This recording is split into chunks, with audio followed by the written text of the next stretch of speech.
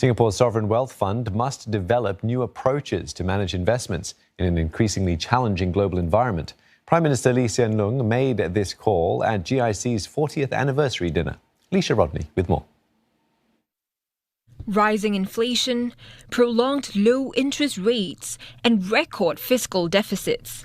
Prime Minister Lee Hsien Loong says GIC must brace itself for such economic challenges. But he warns that the biggest uncertainties are not necessarily economic ones, as the value of GIC's global investments depend on functioning global financial markets. The tensions and rivalry between the powers could cripple markets and investments, even short of full-scale conflict.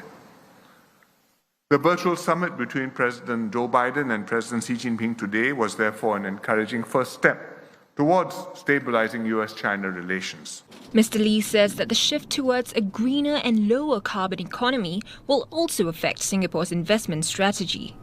In the longer term, if countries' efforts to decarbonize collectively prove inadequate, environmental deterioration and climate-related disasters will have severe consequences for the global economy. This is why GIC has developed its own sustainability framework and is watching climate issues very carefully. Meanwhile, Mr. Lee stresses on committing to save for the future and to draw down reserves only under exceptional circumstances. That's as domestic spending on social and healthcare is expected to grow, adding pressure on the government to dip into the reserves instead of raising taxes. Do we maintain the same attitude as our forefathers?